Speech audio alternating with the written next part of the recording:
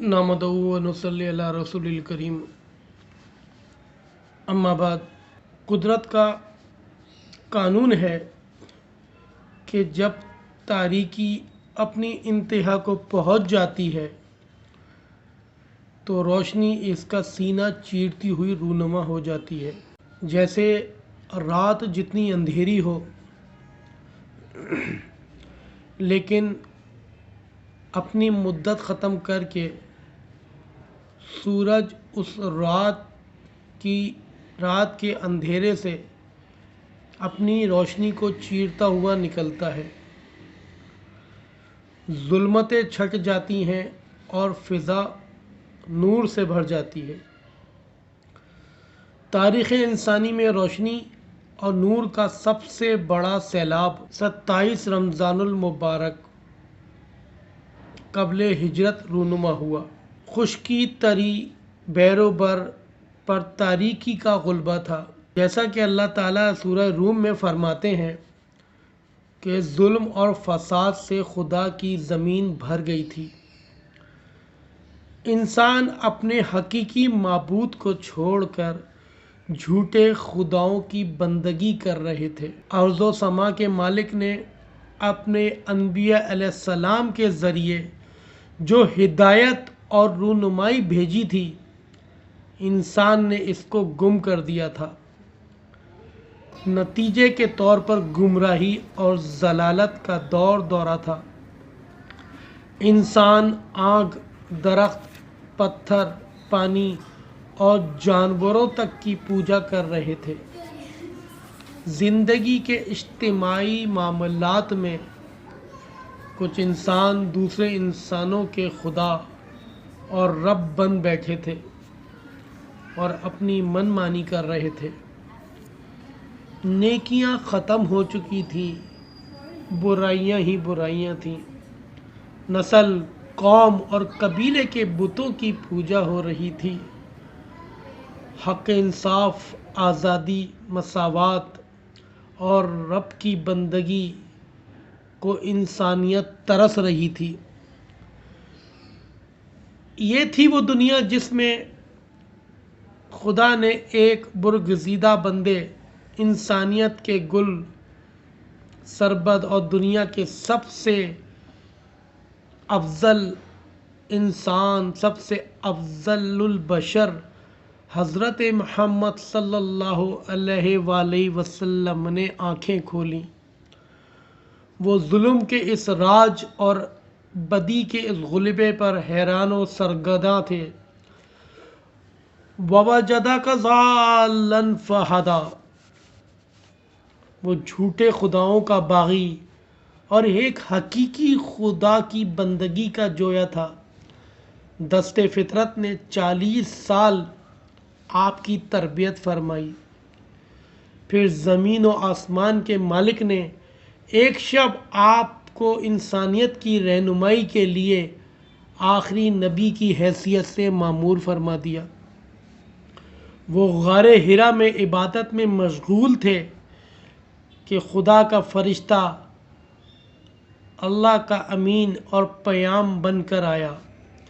बंदगी में मशगूल आप सल्लल्लाहु अलैहि वसल्लम को सीने से लगाया और खूब भींचा और रब्बुस समावाति वल अर्ज़ की तरफ से पहली वही आप पर नाजिल की गई। इक़रा बिस्मि रब्बिकल लज़ी ख़लक़ ख़लक़ल इंसान मिन अलक़। पढ़ो ए नबी अपने रब के नाम से जिसने सारी चीज़ों को पैदा किया।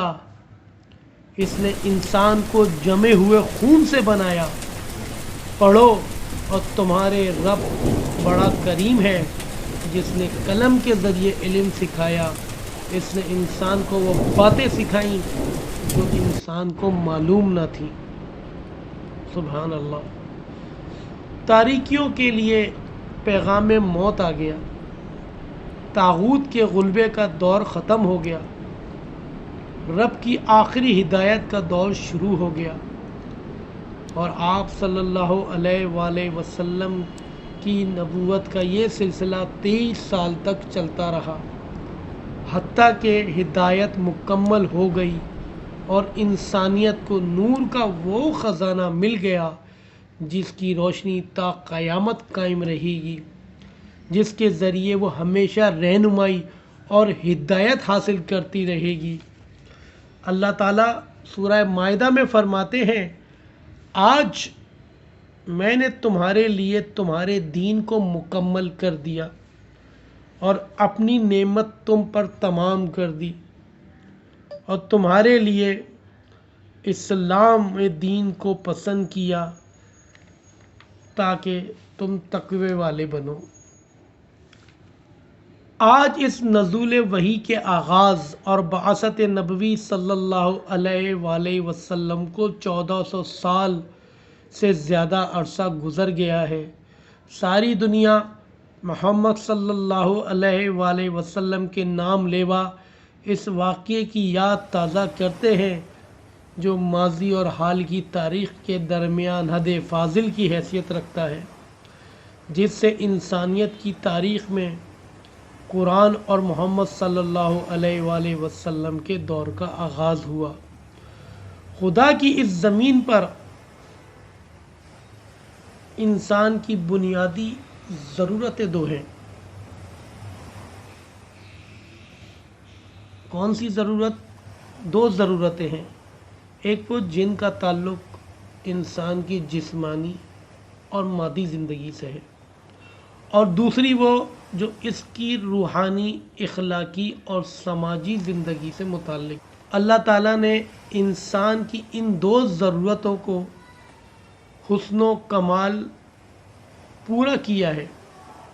مادی اور جسمانی ضروریات کی تسکین کے لیے زمین و آسمان میں بے شمار قوتیں وعدیت کر دی ہیں، جن کی دریافت اور ان کے مناسب استعمال سے انسان کی تمام ضرورتیں پوری ہو سکتی ہیں۔ اللہ تعالیٰ نے اپنے ہدایت نازل فرمائی اور انبیاء السلام کے ذریعے نہ صرف یہ کہ ہدایت کو انسانوں تک پہنچایا بلکہ ان کی زندگیوں میں اسے متشکل کر کے بھی دکھایا۔ اللہ تعالیٰ نے انسان کے لیے دین مکمل کر دیا۔ اللہ تعالیٰ نے ہمیں وہ کتاب عطا کی جو تمام انسانیت کے لیے راہ ہدایت ہے اور راہ نجات ہے، لیکن ہم نے اللہ کی دی ہوئی کتاب کو راہ ہدایت نہیں بنایا اور ہم نے اللہ کی دی ہوئی کتاب کو چھوڑ دیا۔ ہم نے نبی پاک کریم صلی اللہ علیہ وآلہ وسلم کی زندگی کو اپنے لیے راہ ہدایت نہیں بنایا۔ اگر ہم نبی پاک کریم صلی اللہ علیہ وآلہ وسلم کی زندگی کو اپنے لیے راہ ہدایت بناتے تو آج مسلمان دنیا پر حکومت کر رہے ہوتے۔ آج ہم مغلوب کیوں ہیں؟ آج ہم مغلوب اسی لیے ہیں کہ آج ہم نے اللہ کی دی ہوئی کتاب اور محمد صلی اللہ علیہ وآلہ وسلم کے دیے ہوئے طریقے کو چھوڑ دیا۔ آج ہم دنیا کی ہر مشکل، ہر پریشانی دنیاوی طریقوں سے حل کرنے کی کوشش کرتے ہیں۔ ہم اس میں یہ نہیں دیکھتے کہ اس پریشانی، اس مصیبت میں یا اس طرح کی پریشانی یا اس طرح کی مصیبت میں نبی پاک کریم صلی اللہ علیہ وآلہ وسلم کا عمل کیا تھا۔ آپ صلی اللہ علیہ وآلہ وسلم نے صحابہ کو کس طرح کی تعلیم دی تھی، یا اس مصیبت کے بارے میں قرآن ہمیں کیا ہدایت دیتا ہے، یہ ہمیں تو پوچھنا گوارا ہی نہیں ہوتا۔ ہم علماء کے پاس تو جاتے ہی نہیں ہیں، اور اگر بالفرض غلطی سے علماء کے پاس چلے جائیں تو ہمارا مقصد ہدایت لینا نہیں ہوتا بلکہ علماء کی باتوں کو نوٹ کر کر ان کے اوپر نقطہ چینی کرنا ہوتی ہے کہ فلاں عالم نے یہ کہہ دیا، فلاں عالم نے یہ کہہ دیا۔ خدا کے بندے، عالم کو چھوڑ، اپنے گریبان میں جھانک کر دیکھ اے بندے، تجھے اپنے عمل کا جواب دینا ہے۔ جب قبر میں جائے گا تو اپنے عمل کا جواب دینا ہے، اس عالم نے اپنے عمل کا جواب دینا ہے۔ ہاں، اگر اس عالم نے اگر کوئی غلط بات بیان کی اور اس غلط بات پر جتنے لوگ عمل کریں گے تو اس کا سارا وبال اس عالم پر آئے گا۔ لیکن اللہ کے بندے، اپنے آپ پر نظر کر، میں کس قابل ہوں۔ اللہ تعالیٰ، دیکھیں علامہ اقبال نے جو بات کی تھی، خود ہی کو کر بلند اتنا کہ ہر تقدیر سے پہلے خدا بندے سے خود پوچھے بتا تیری رضا کیا ہے۔ اس قابل بنائے اپنے آپ کو، عبادت میں، ذکر و اذکار میں، اخلاقیات میں، معاشرات میں اس قابل بنائے اللہ کی بارگاہ میں قبول ہو جائے۔ اور جب اللہ کی بارگاہ میں قبول ہو جائے گا تو پھر اللہ تعالیٰ خود کہے گا بتا تیری رضا کیا ہے، تو چاہتا کیا ہے، تو جس طرح سے چاہے گا اللہ تیرے لیے وہ رستہ بنا دے گا۔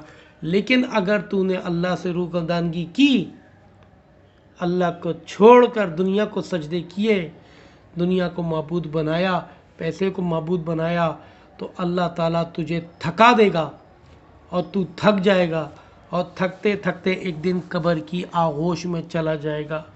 وہاں جا کے تجھے دنیا کی حقیقت معلوم ہوگی۔ تو بھائیوں، ضروری ہے کہ اللہ رب العزت کے اور نبی پاک کریم صلی اللہ علیہ وآلہ وسلم کے بتائے ہوئے اعمال اور احکام پر عمل کیا جائے۔ اپنی زندگی کو آپ صلی اللہ علیہ وآلہ وسلم کے احکام کے مطابق، عمل کے مطابق گزاریں۔